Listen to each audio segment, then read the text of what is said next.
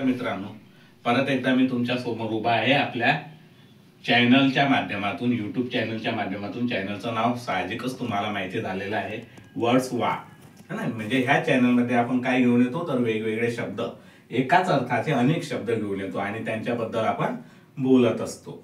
मला खात्री आहे की पुढचं जे लेसन आहे, म्हणजे पुढचा जे वर्ड्स आपण घेऊन आलेले आहेत ते शिकण्यासाठी तुम्ही तुमच्या शस्त्रानिशी आणि संरक्षण जे युद्धामध्ये लागते ते संरक्षणासाठी जे काही उपाय असतात ते शस्त्र अस्त्र घेऊन तुम्ही रेडी असाल. चला तर आपण जास्त वेळ न घेता वळूया आपल्या वर्ड्स वा ह्या सदरात. रणांगणामध्ये आपण उतरूया. आजचा शब्द घेऊन आपण आलेलो आहोत डिटेस्ट, है ना.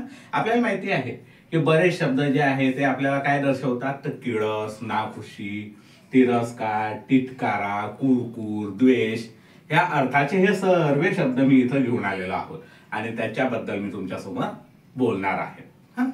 काय होतं, बऱ्याच वेळा आपण साधे साधे शब्द वापरतो, जसे डिसलाईक, हेट असे शब्द वापरतो आणि त्यामुळे आपलं जे वाक्य आहे ते भारदस्त वाटत नाही, लोक आपल्याकडे अट्रॅक्ट होत नाही.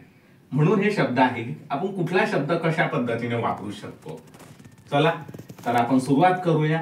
एकदा काय झालं, मी आणि माझा स्टुडंट आम्ही असेच फिरत होतो संध्याकाळच्या वेळेस आणि त्याने मला बोललं की सर, तिरस्काराला फक्त हेट हा शब्द आहे का, दुसरा काही शब्द नाही का. मी त्याला म्हटलं बरेच शब्द आहेत, चल आज आपण याच्यावरती डिस्कस करूया. आणि मी सुरू केलं. तर चला आपण सुरू करूया. तो पहिला शब्द आहे बिग्रज. बिग्रज म्हणजेच काय, एखाद्या गोष्टीची जर का आपल्याला कुरकुरी वाटत असेल, नाखुशी वाटत असेल तर तिरस्कार हा शब्द न वाटता किंवा डिसलाईक हा शब्द न वापरता आपण बिग्रज हा शब्द वापरू शकतो. For example, we don't begrudge your good fortune. म्हणजेच काय, तुझं जे चांगलं भवितव्य आहे त्याची मला नाखुशी वाटत नाही, कुरकुर वाटत नाही, है ना. आपल्याला अशाच अर्थाने आपण हा बिग्रज शब्द वापरू शकतो. म्हणजे काही लोकांना हेट वाटतं, कोणाला दुसऱ्याला तिरस्कार वाटतो काही चांगलं होत असेल तर, बरोबर. त्यावेळेस कुरकुर किंवा नाखुशी दर्शवणारा हा बिग्रज शब्द आहे. तिरस्कारच आहे पण कसा आहे, साधा तिरस्कार आहे. कुरकुर आपण तेवढ्यापुरतीच करतो, जास्त करत नाही, है ना. म्हणजे जास्त लांबवत नाही. त्यामुळे आपण बिग्रज हा शब्द त्या ठिकाणी वापरू शकतो. नेक्स्ट आहे अबॉर. लॅटिन ॲब हा जो शब्द आहे, हा जो प्रत्यय लागलेला आहे, हे जे अफिक्सेशन लागलेलं आहे होरला, हे लॅटिन आहे आणि त्याचा अर्थ काय होतो, दूर लोटणे, म्हणजे तिरस्कृत करणे आणि तिरस्कृत करून सोडून देणे असा त्याचा अर्थ आहे. फॉर एक्झाम्पल म्हणायचं झालं तर ही अबॉर ब्रायबरी. म्हणजेच काय, त्याला ब्रायबरीचा काय वाटतो, तिरस्कार वाटतो, है ना. ब्रायबरी त्याने सोडून दिलेली आहे. ब्रायबरी म्हणजेच काय, भ्रष्टाचार, है ना. भ्रष्टाचार तर त्याला तिरस्कार लागतो, त्यामुळे भ्रष्ट लोकांना त्याने पूर्ण दूर लोटलेले आहे. या अर्थाने आपण हा अबॉर शब्द वापरू शकतो. नेक्स्ट आहे डिटेस्ट. डिटेस्ट म्हणजेच काय, एखाद्या गोष्टीचा तिरस्कार पण कसा, कंटाळा करणे. चांगली असते गोष्ट पण आपण काय करतो, तिला दुर्लक्षित करतो. ह्या अर्थाने हा डिटेस्ट शब्द आपण वापरू शकतो. उदाहरणार्थ, he detest getting up in morning. म्हणजे सकाळी लवकर उठण्याचा तो काय करतो, तिरस्कार करतो, कंटाळा करतो, त्याला नाखुशी दर्शवतो. या अर्थाने आपण हा शब्द वापरू शकतो, डिटेस्ट. नेक्स्ट आहे लोथ. लोथ म्हणजेच काय, टाळणे. जसा आपण हा अबॉर घेतला तसा लोथ पण आहे. म्हणजे एखादी गोष्ट जर का आपल्याला पूर्णपणे टाळायची असेल, त्या गोष्टीच्या सान्निध्यात जायचंच नसेल, तेव्हा आपण लोथ हा शब्द वापरू शकतो. फॉर एक्झाम्पल, आय लोथ bad people who involve in crime.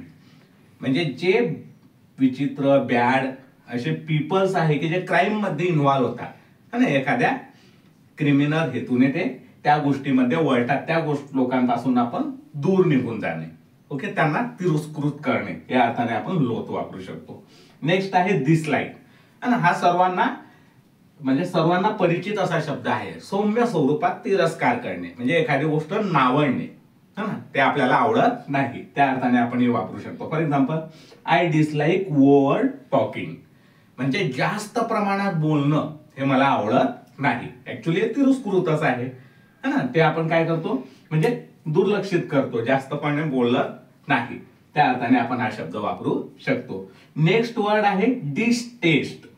लिहिलेला नाही मी तो इथं, ओके. हा डिटेस्ट आणि डिसटेस्ट याच्यामध्ये थोडासा फरक आहे, है ना, डिस लागलेला आहे आणि टेस्ट स्पेलिंग आहे म्हणजेच नाव, आणि या अर्थाने आपण तो शब्द सुद्धा वापरू शकतो. सेम डिसलाईकचा समानार्थी शब्द डिस्टेस्ट आहे. नेक्स्ट आहे हेट. हेट म्हणजेच काय?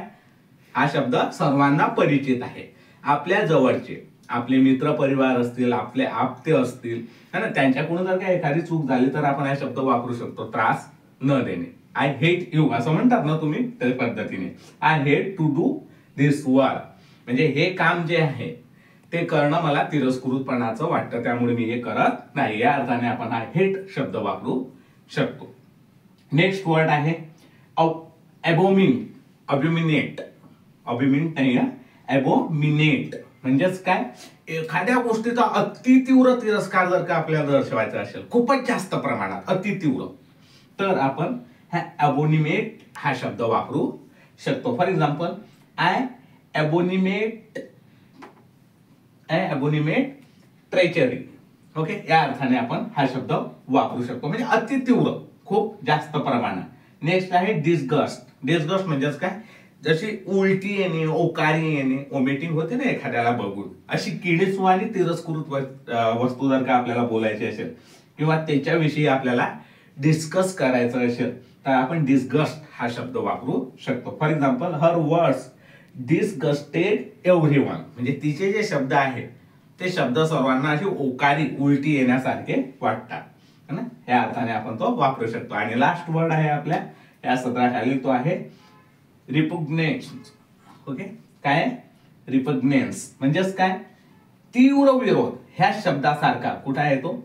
अबोनिमेट सारखाच तीव्र विरोध, खूप अति प्रमाणात विरोध दर्शवण्यासाठी आपण हा शब्द वापरू शकतो. For example, I feel repugnance towards cunnings, म्हणजे जे कनिंग्स आहे, फसवे लोक आहेत, त्यांचा मला नेहमी तिरस्कार वाटत असतो, मी त्यांचा नेहमी द्वेष करतो, ते मला आवडत नाही. या अर्थाने आपण हे शब्दांचा वापर करू शकतो. अशा पद्धतीचा आपला डिटेस्ट वर्ड होता आणि त्याच्यासोबतचं आपण युद्ध हे केलेलं आहे. धन्यवाद.